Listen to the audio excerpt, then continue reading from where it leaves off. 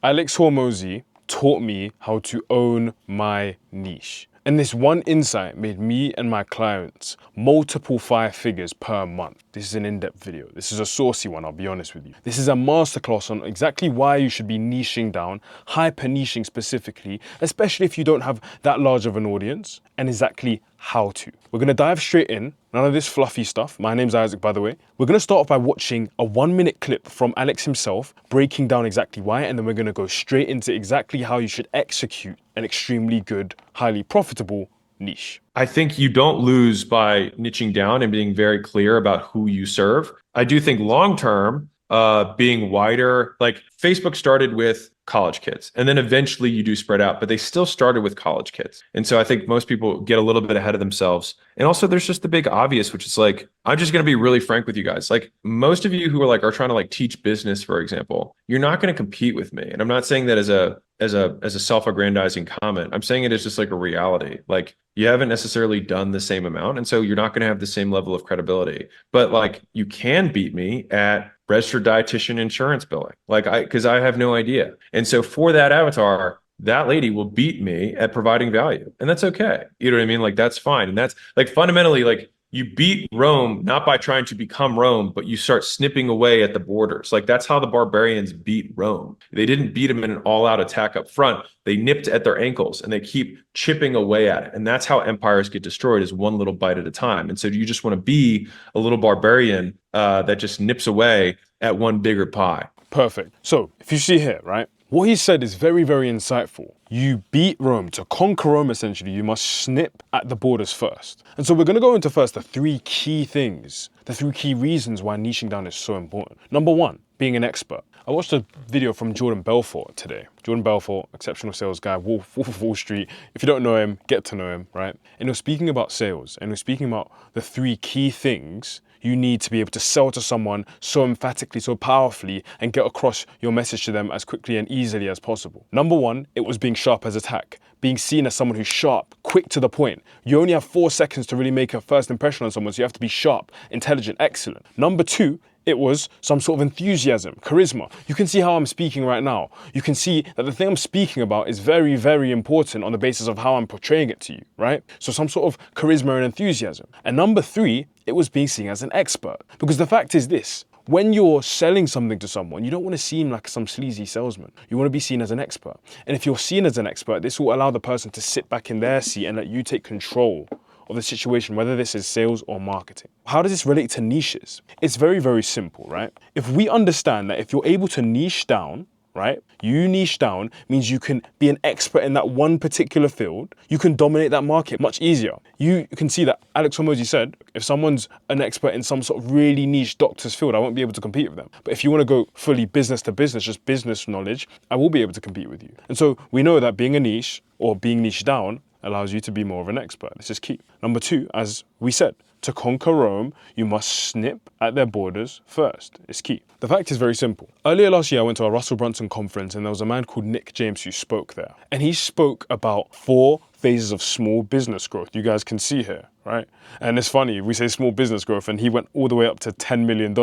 But that is a small business in the grand scheme of things. But let me not digress. We have that at the beginning, phase 1, the starting phase, which you may be at, going from 0 to 100K, you need to be extremely specialized in the thing you're offering. This is what I speak about a lot in my content. You can't just make content, generalized content, if you're an online coach, for example, about how to do X, Y, Z. It needs to be specialized to your niche, to your ICP. If you're a fitness coach, for example, saying, oh, here's how to lose weight, that's cool, but it's not specialized to them. But for example, if they're a pilot who struggles with traveling all the time, who's very busy, who has a lot of different work pressures, you helping them specifically lose weight, it's a lot bigger of a selling point. So number 1, we have to specialize. When we go from 100K to 500K, we need to become niche famous. You guys can see it here. We need to become niche famous. And it goes back to, again, if we want to conquer Rome, we have to start first by the borders and snipping. It's only then, once we become niche famous, then we can go on to generalizing and then going mainstream. So for example, if you were that fitness guy who helps pilots get in shape and you've got to $1 million you've made in a year, right? $1 million in a year or $2 million in a year, for example. At that point, you can then go, okay, let me just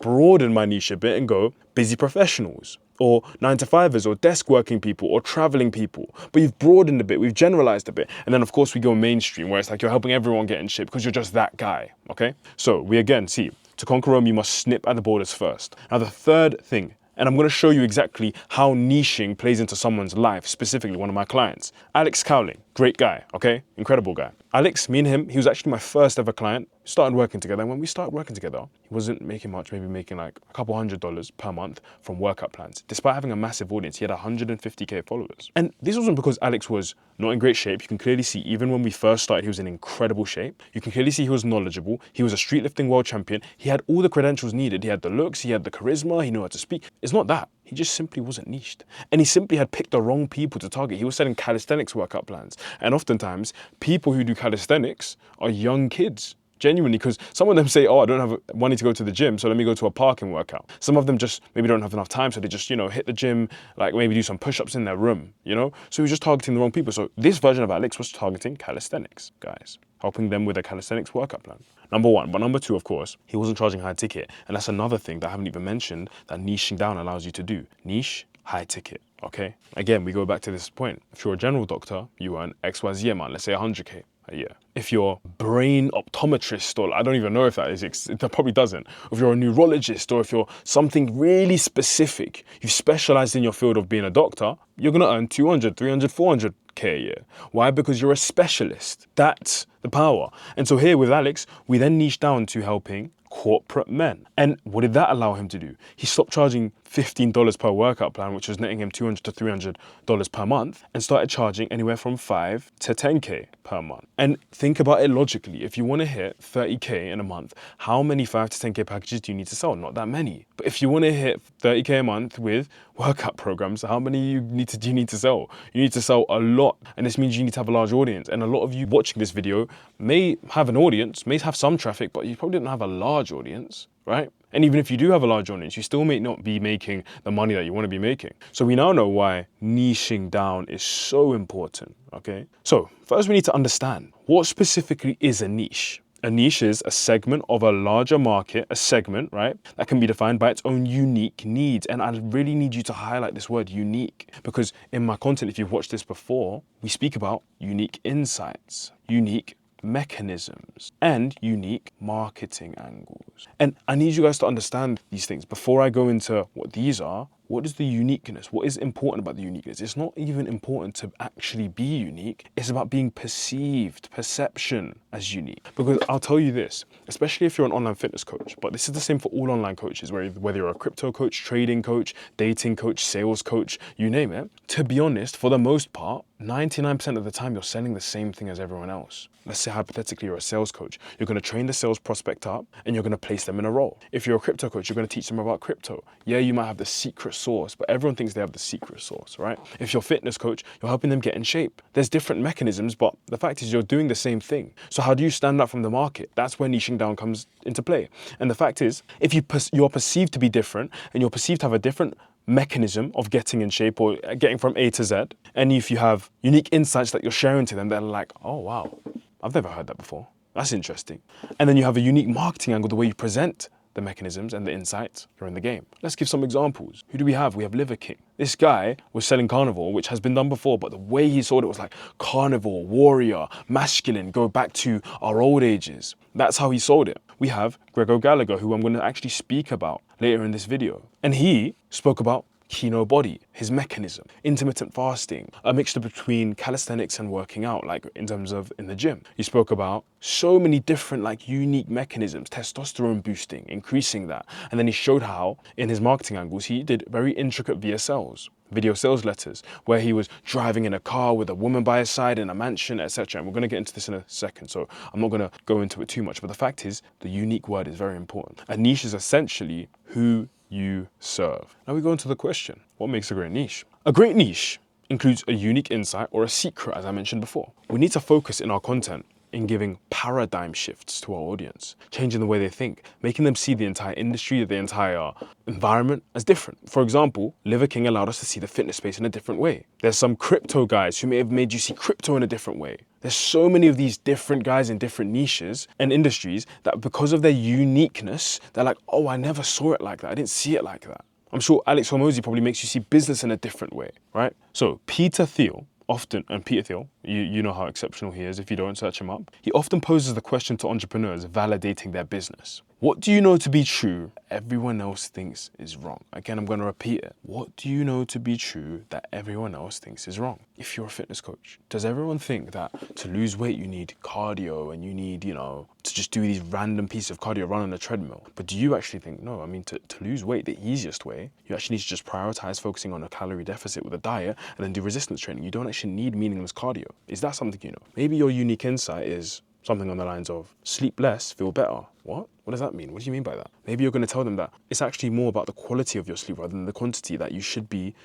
sleeping in line with your circadian rhythm. Maybe you should be taking certain supplements like melatonin, magnesium, apigenin. Maybe you should be using blue light blocking glasses. Maybe you should be not eating before you go to bed, at least 4-hour window, stopping your caffeine intake. And then if you do 6 hours of sleep that way, rather than 8 hours of random sleep, you're gonna get better results. Maybe that's your unique insight. But the fact is, what do you know to be true that everyone else thinks is wrong? That's the question. And so what he really is asking here is, what understanding of the market do you have? And when we say the market, the current state, the desired state, the problems, all that combination of things that others do not have yet. What secrets do you have? And look, I know you may be thinking, I'm just a fitness coach, or I'm just a trading coach, a sales coach, a dating coach, I'm just a coach, I'm just, I know my stuff, but maybe I don't know secrets. If you think and sit down for 1 hour and think about all the unique insights you have a list of 10 minimum, because you know your stuff. You've been in this game for a while. Maybe as I was speaking, you're already thinking about unique insights. You're like, damn, I need to portray this to my audience. What secrets do you have? So, for example, let's give an example, right? With Airbnb, the secret insight was that average people would stay with strangers to save some money, and strangers would allow average people to stay with them for extra income. Airbnb has a crazy unique insight, because maybe, let's say 20 years ago, considering how the economy and the society was like then, do you think it would be normal for you to go, oh, there's this app where you can just book in a place to stay. Oh yeah, but where are you staying? Yeah, someone else owns the house. What? But Airbnb broke that limiting belief that people had, and all of a sudden Airbnb is their go-to, their standard. In fact, a lot of people, I know myself most of the time, prefer an Airbnb to a hotel, because you can cook in an Airbnb, you can have your guys in an Airbnb. The fact is, they niche down. And they found their secret, their unique secret. We understand what an actual niche is, what makes a great niche. Let's go into what the prerequisites are to a good niche. And honestly, these are pretty simple. Before we even dissect how to craft your niche and market research and all this stuff, we need to have some clear prerequisites, some no-brainers, things we are not going to negotiate with when we're just formulating our niche. First thing, they need to have money.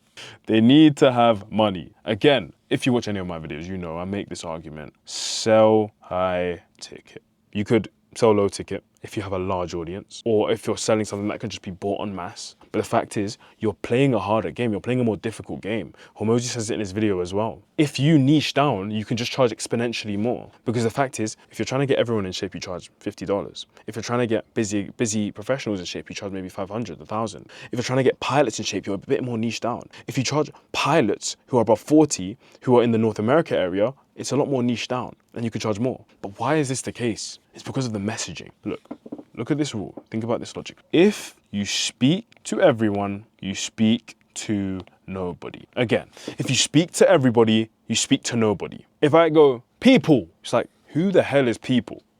People? Anyone? Who the hell is people? No. If I go, black guy from London, 20 years old, who grew up in XYZ area, I'm gonna look, oh, yeah, that's me, because that's me, right? So if you speak to everyone, you speak to nobody. We need to speak to somebody, niche down, right? So they need to have money. And what indicators can we use to establish if they have money? Oftentimes, the older you are, the more money you have. That's usually the fact, okay? I guess when you get to retirement age, it probably dips down a bit. So there's that working class that makes premium money. But above 30 is kind of what you want to target, unless you have a certain niche where, for example, if you're selling crypto coaching, you're not gonna want people above 30 because they don't even believe in crypto. They're gonna think you're scamming, right? So it's tough, right? But age is often a nice indicator, especially in most B2C industries where if you're selling fitness, you want someone who's older because they have more disposable income, and it's a lot harder for them to get in shape anyways because they're older and their body's, on a ticking time bomb, if you want to call it that, to an extent. Location, massive indicator. America has a lot more money than Europe and any other markets. It's the fact.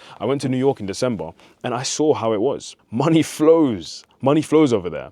Everyone's way more ambitious, way more focused on capitalism to an extent. They have way more access to credit, so they have more money anyways. And the fact is, they're way more sophisticated and educated on these type of markets. So they're not adverse to spending money on things like an online fitness coach, online trading coach, investing in their education. Location is massively important. For example, if you haven't even touched into the American market and your audience base is in, I don't know, let's say Fiji, I'm not saying you should just disband your audience base and try to go to America. But location just is, no, it's a massive indicator. And then finally, occupation. This is when we get even more information and data on our prospects. And the fact is, someone who's a pilot and someone who's a dishwasher, they're gonna have different salaries, they're gonna have different access to money. That's the fact. And so if you're an online fitness coach, for example, instant qualifications are like targeting, for example, if you targeted golfers, skiers, people who play tennis, those are affluent sports. And these are affluent sports, which mean automatically the person's gonna be pretty much qualified. There's a lot of ways you can do instant qualification and sneaky ways, which I go into in other videos,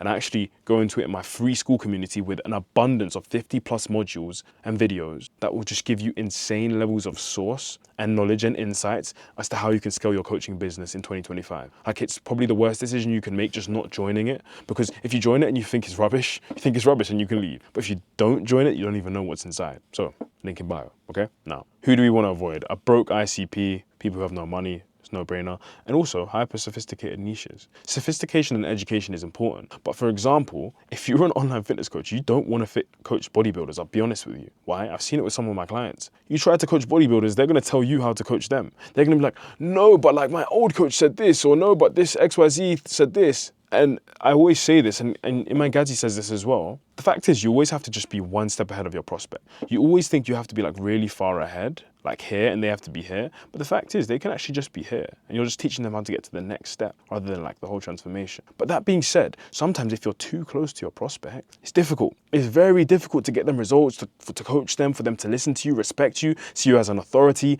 It's not really a game you want to play, okay? So we understand what are the prerequisites to a good niche. Now we're going to go into picking yourself as a niche, because this is a very low-key tip. I think it's sometimes obvious to people, and this is what they go to first. Oftentimes it doesn't work, oftentimes it does, So it's either or, but for sure, picking yourself as a niche can make your life effortless if you as a person are a good niche to go down. Hypothetically, before I even go into this, if you're a dad over 40, and after you and your wife had kids, you let it go. You were stressed, taking care of the kids, you were working, you were traveling, you were just cooked. You were finished. You were like, you let yourself go. And all of a sudden you got a dad bod, the dad bod you vowed you would never have, and it's just stressful, okay? If you then got in incredible shape, got your PT qualifications, became an online fitness coach, you have an amazing ICP, and you yourself are the transformation. This is often the best thing to do, because it's like, oh, I don't have any testimonials. I'm a testimonial. You're a testimonial for yourself. That's why this is, of course, highly effective on the basis that, you're already the niche. So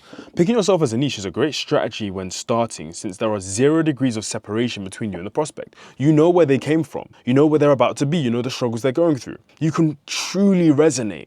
And the fact is this, someone will buy from you if they truly believe you actually care for them and you're actually willing and here to help. And if you can resonate with someone and be on their level whilst also being ahead of them as an expert, it's a no-brainer. It's a win-win situation. I always say sales is very simple. Where the prospect is, where they need to be, what's been holding them back, widening this gap with pain, positioning your program, your solution as the bridge to this gap. Simple. So that if you can be both sides of the coin, where they are and where they want to be, so you can say, I was there, man, I understand. But then you can also say, yeah, but like now I feel so incredibly great and I would hate for you to not experience the way I feel right now. No brainer, you're cooking. Remember, he or she who understands the prospect or market the most will win, since this understanding contributes to the domain expertise necessary to build a compelling solution. If you start with yourself as the niche, you already have a deep understanding of the problems and frustrations, since you spend 24 hours a day with yourself, right? Solving your own problem is easier than solving someone else's problem. That's the fact of the matter, okay? And so let's go, for example, again, I bring in Greg O'Gallagher as an example because he's an exceptional example. Greg from Kino Body started his multi-million-dollar brand by solving his own problem. He wanted to look like a movie star but also enjoy a social life simultaneously. No other fitness program out there was addressing this problem,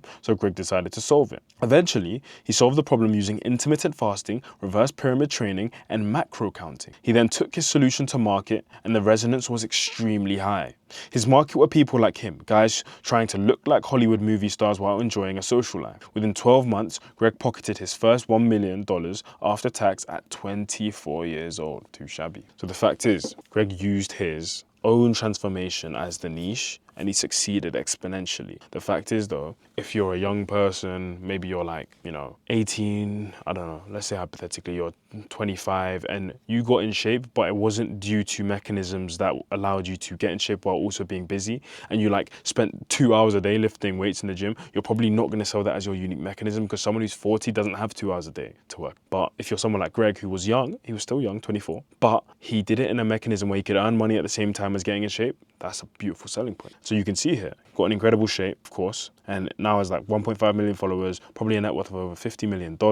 And yeah, that's his VSL, his landing page, executed it the correct way. So now we get into dinner time. How do you craft the perfect niche? And so I think we shared some incredible insights in terms of how to use yourself as a niche, because realistically, that will be the best niche for you if your niche, or you as a person, you as an ICP, is a financially qualified and highly qualified ICP. That's the fact. And sometimes, I've experienced this for a lot of my clients, let's say their transformation is here, right? The ideal niche is here. They just need to repackage themselves to get there, okay? They just need to repackage themselves. As I said, Alex, right? He helps corporate men. But because he started wearing suits, changed his fashion style, got in better shape, and was able to articulate himself, he was able to sell to these guys. Callum, he did calisthenics, and then we positioned him to use the hybrid method where he combined calisthenics and weightlifting for who? Desk working professionals. Because the fact is, his selling point is always, if you just train in one style, like when you sit at your desk all day, every day, you still have the neck pains and the joint pains. When you train with a hybrid method, you get lean, mobile, and muscular. You have the best of all worlds pretty much.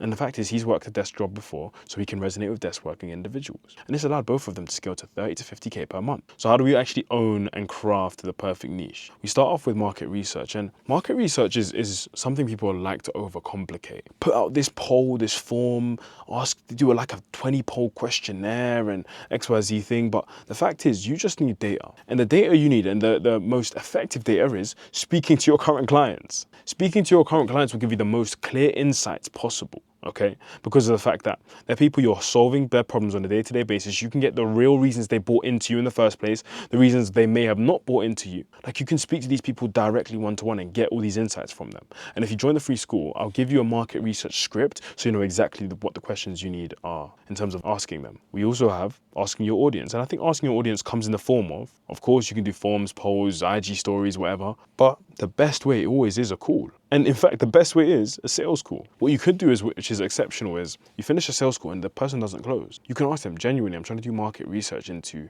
restructuring my niche. Why didn't you buy into me? Like, what was the factor? What was the reason? And then with that, you gain insight. Data plus insight. And this then means you can then take these insights and data, regurgitate it, boom. We've now got more insights that we can utilize and say, okay, cool, this niche doesn't resonate, but this resonates, okay? And then of course, you can analyze other pages, your competitors. You want to be analyzing the market and the competitors on a consistent basis. You can do this via just going on IG, but if you really want to do this well, you can go into Facebook Ad Manager and funnel hack people from there. Find their niche, find their ICP, find their offers, their call out.